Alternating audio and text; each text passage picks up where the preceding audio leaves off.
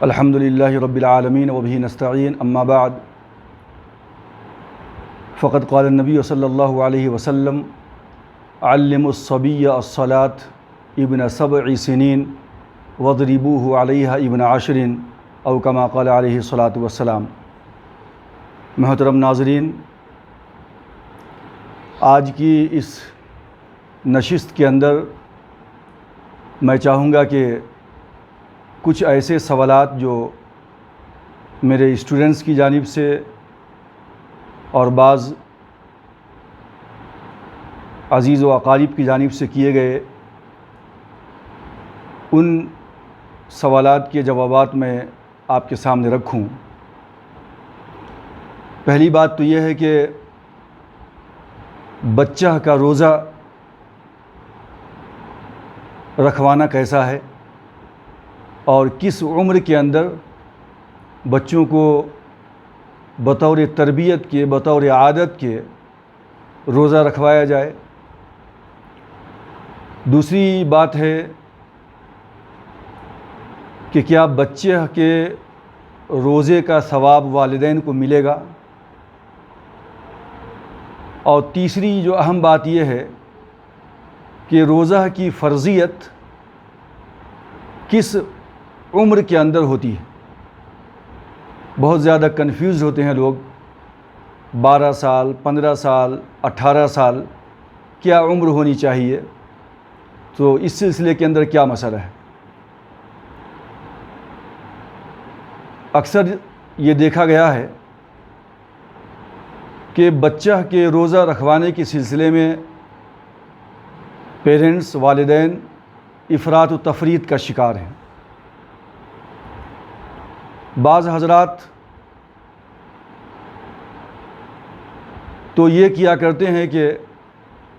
اگر بچہ روزہ رکھنے کے قابل بھی ہے تو اس کو منع کر دیتے ہیں کہ ابھی پوری عمر باقی ہے، بعد میں روزہ رکھنا ابھی کیا ضروری ہے۔ اور اس طرح کرنے سے اس کا جو غلط امپیکٹ ہے بچے کے اوپر یہ پڑتا ہے کہ آہستہ آہستہ بڑا ہونے کے بعد بھی بچہ روزہ رکھنے کی طرف مائل نہیں ہوتا، اور پھر ظاہر سی بات ہے کہ اس کا گناہ، اس کا وبال ماں باپ کے سر ہوا کرتا ہے۔ قاری طیب صاحب رحمۃ اللہ علیہ نے اپنی کتاب کے اندر خطبات حکیم الاسلام میں اس بات کا تذکرہ کیا ہے کہ ہر عبادت پہلے عادت بنتی ہے۔ بچے کو آپ مسجد تک لے کر کے جائیں تو بچے کو عادت بنتی ہے، پھر یہی عادت بڑے ہونے کے بعد عبادت میں تبدیل ہو جاتی ہے۔ اسی طرح بچہ کو روزہ رکھواتے ہیں آپ تو یہ عادتاً رکھواتے ہیں تاکہ بعد میں چل کر کے یہ عادت اس کی عبادت میں تبدیل ہو جائے۔ تو اس طرح کرنا کہ ابھی بہت عمر باقی ہے بعد میں روزہ رکھوائیں گے، یہ بھی صحیح نہیں ہے۔ بچہ روزہ رکھنے کی طاقت و قوت رکھنے کے باوجود اس کو روکنا یہ غلط ہے۔ دوسری طرف بعض حضرات غلو سے کام لیتے ہیں، اور وہ کیا ہے کہ بچہ بہت چھوٹا ہے، 5 سال کا، 6 سال کا، اور اس کو آپ روزہ رکھواتے ہیں، بچہ آخری میں نڈھال ہو جاتا ہے، بھوک اور پیاس کی شدت کی تاب نہیں لاتا۔ اور اس سلسلے کے اندر حکیم الامت مولانا اشرف علی صاحب تھانوی رحمۃ اللہ علیہ نے ایک جگہ بھوک اور پیاس کی شدت کی تاب نہ لا کر ایک بچے کی روح کے پرواز ہو جانے کا ذکر کیا ہے۔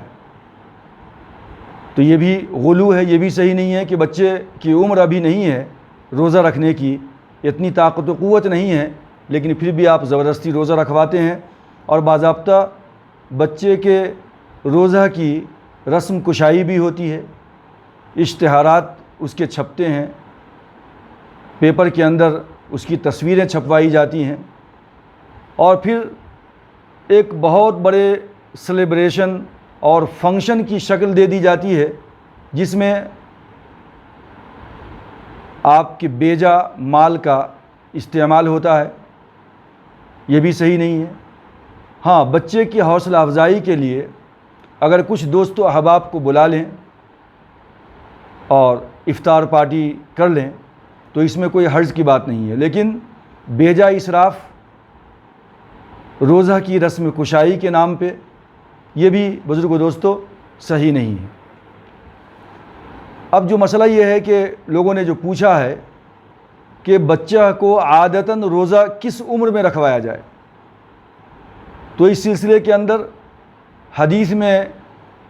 اس کا کوئی ثبوت تو نظر نہیں آتا، لیکن اس کو اگر قیاس کرتے ہیں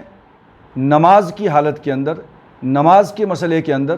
تو نبی اکرم صلی اللہ علیہ وسلم کا ارشاد ہے علموا الصبی الصلاۃ ابن 7 سنین واضربوہ علیہا ابن 10، کہ اپنے چھوٹے بچوں کو نماز سکھلاؤ، نماز کی تعلیم دو، نماز پڑھواؤ اس سے، کب؟ جب کہ اس کی عمر 7 سال کو پہنچ جائے۔ یہ عادتاً ہے۔ وَضْرِبُوهُ عَلَيْهَا ابن 10، اور اگر 10 سال کا بچہ ہو جائے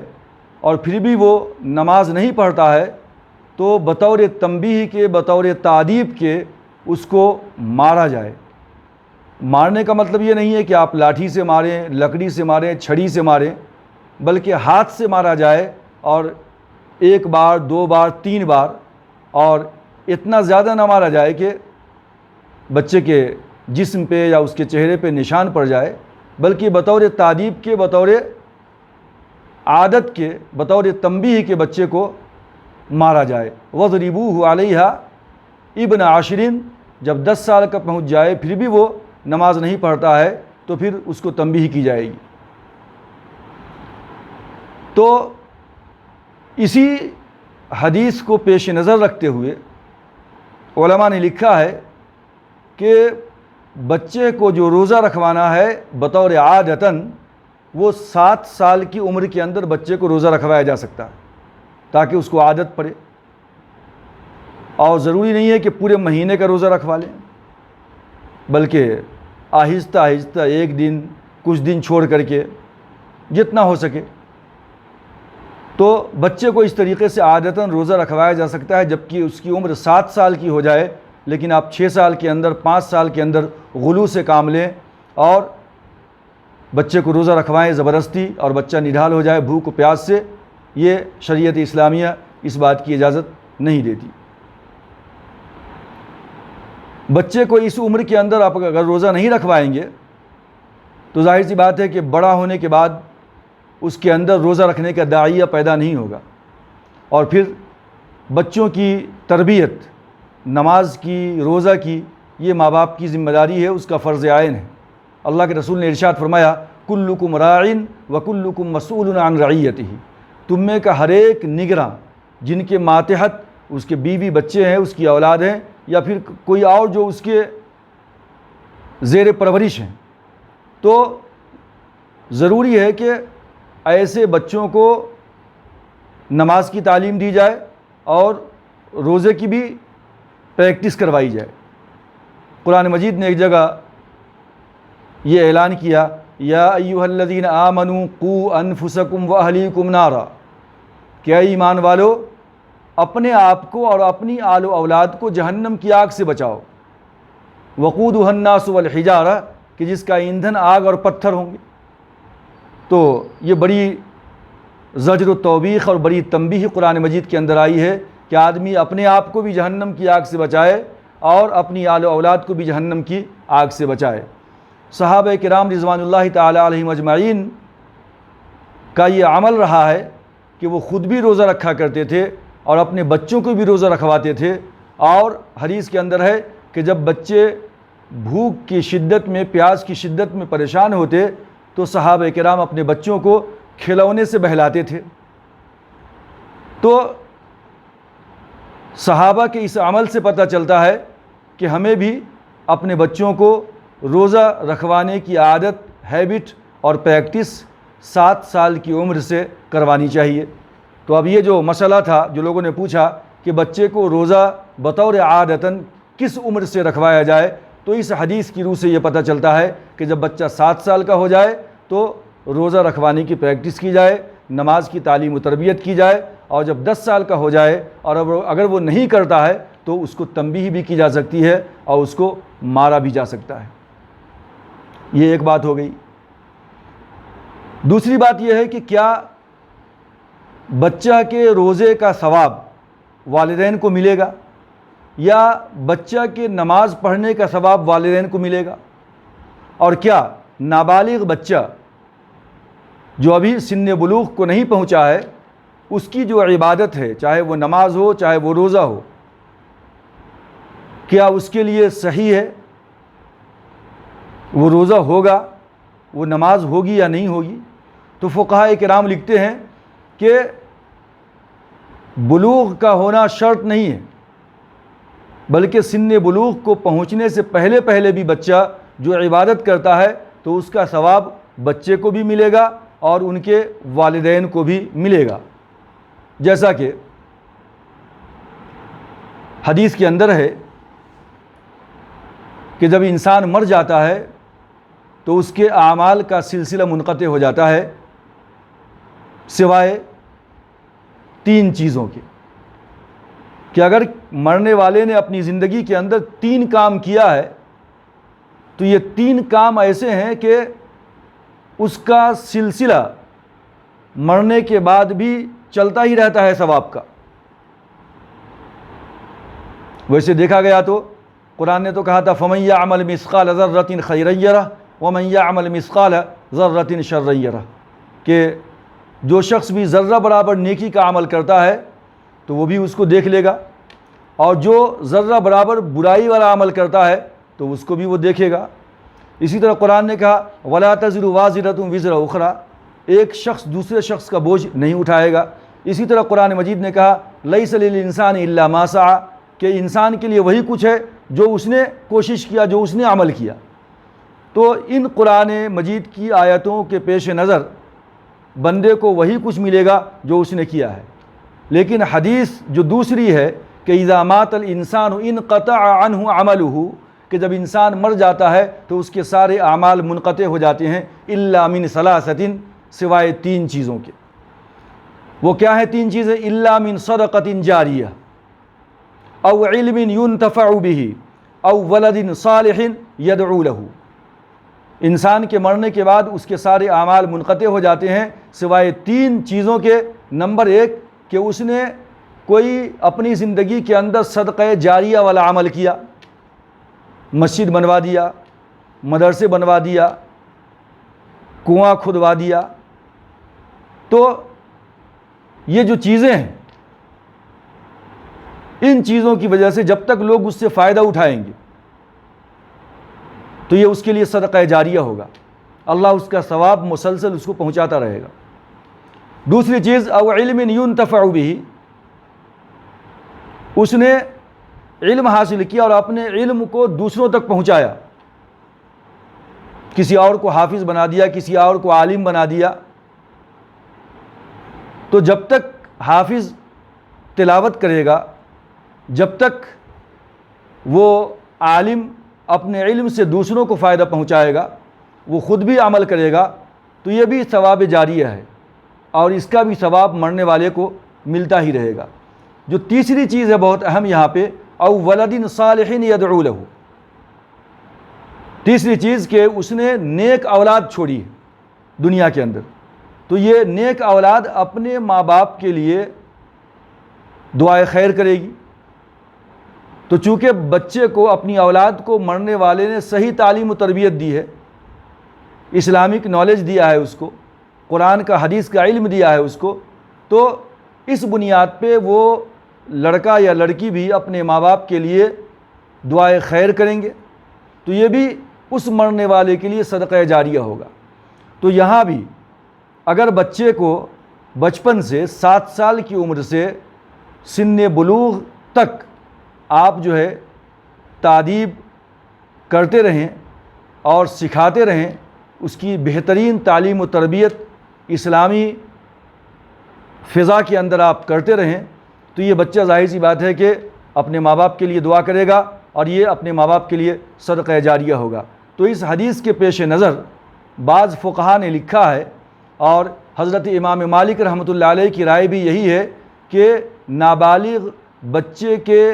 عبادت کرنے کی وجہ سے یا نابالغ بچے کے روزہ رکھنے کی وجہ سے یا نماز پڑھنے کی وجہ سے جو بچے کے نامہ اعمال میں ثواب لکھا جائے گا، جو اجر لکھا جائے گا، اسی قدر اجر جو ہے اللہ تبارک و تعالی بچے کے ماں باپ کے نامہ اعمال کے اندر بھی لکھیں گے، کیونکہ حدیث کے اندر ہے کہ الدال علی الخیر کفاعلہ، کہ کسی خیر کی طرف کسی آدمی کو لے کے جانا، اس کی رہنمائی کرنا، وہ ایسا ہی ہے جیسا کہ اس نے خود وہ بہتر عمل کیا ہے۔ تو اس حدیث سے پتہ چلا کہ بچہ کی روزہ رکھوائی کے اندر جو ماں باپ کا کردار ہوتا ہے، اور بچے کے روزے رکھنے کے بعد جو اس کا ثواب ہے، جہاں بچے کو ملے گا وہاں ان کے والدین کو بھی ملے گا۔ تو یہ دوسرا سوال تھا۔ اب تیسری جو اہم بات ہے اور اکثر و بیشتر لوگ پوچھتے رہتے ہیں، وہ یہ ہے کہ آخر بچے کے اوپر اسلامی جو احکامات ہیں اور اسلامی جو عبادات ہیں، اس کے اندر سے جیسے کہ روزہ ہے، نماز ہے، زکوٰۃ ہے، جتنے بھی احکامات ہیں، فنڈامنٹلز آف اسلام ہیں، یہ تمام کے تمام جو ہے احکامات ایک بچے کے اوپر کب جو ہے لاگو ہوتے ہیں، کب ضروری ہو جاتے ہیں، یعنی شریعت اسلامیہ کے احکامات کا مکلف ایک بچہ کب بنتا ہے؟ ظاہر سی بات ہے کہ جب بچہ ہے، نابالغ ہے، تو ایسی صورت کے اندر تو وہ تو نہیں بنے گا۔ تو اس کے لیے فقہاء کرام کی مختلف رائے ہیں، لیکن اس کے اندر سے بطور خاص حضرت امام مالک رحمۃ اللہ علیہ، حضرت امام شافعی رحمۃ اللہ علیہ، حضرت امام احمد ابن حنبل رحمۃ اللہ علیہ اور حضرت امام ابو حنیفہ رحمۃ اللہ علیہ کا ایک قول یہ ہے کہ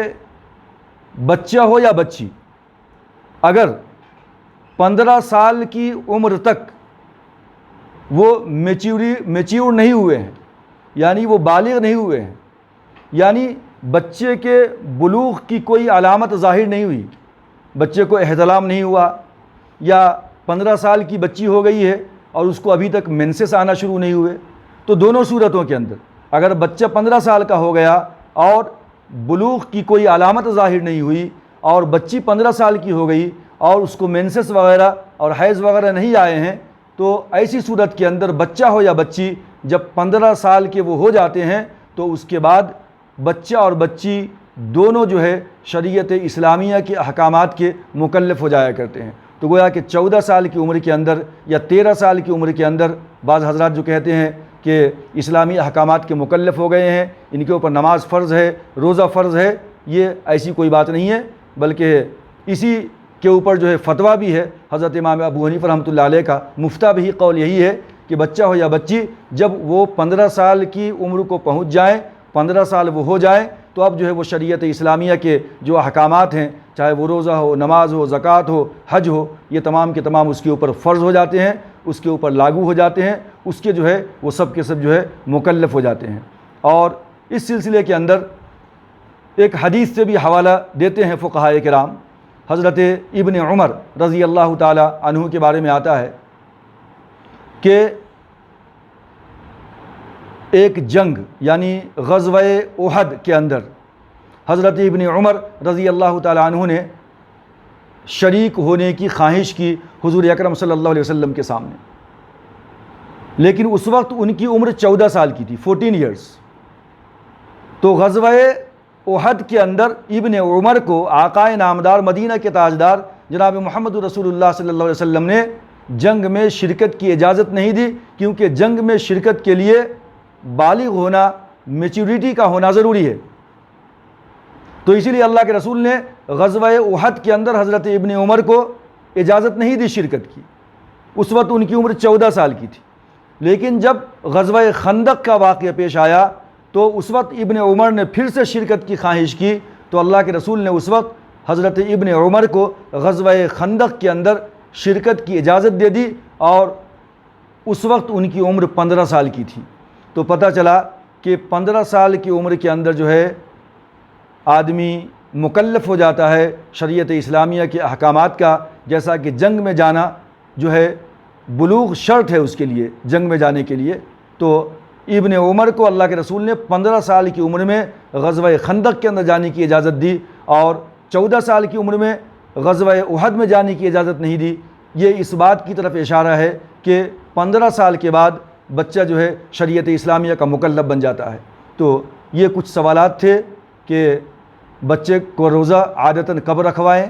بچے کے روزے کا ثواب والدین کو ملے گا یا نہیں ملے گا، اور شریعت اسلامیہ کے احکامات کا مکلف ایک بچہ کب ہوتا ہے، یعنی سن بلوغ کو وہ کتنی عمر کے اندر پہنچتا ہے۔ تو اس سلسلے کے اندر کچھ سوالات آئے تھے، اور جو میں نے آپ کے سامنے قرآن و حدیث کی اور فقہ کی روشنی میں رکھے ہیں۔ اللہ تبارک و تعالیٰ سے دعا ہے کہ اللہ تعالیٰ ہم تمام لوگوں کو ان تمام باتوں کے اوپر عمل کرنے کی توفیق عطا فرمائے۔ آمین وآخر الدعوانا ان الحمد للہ رب العالمین۔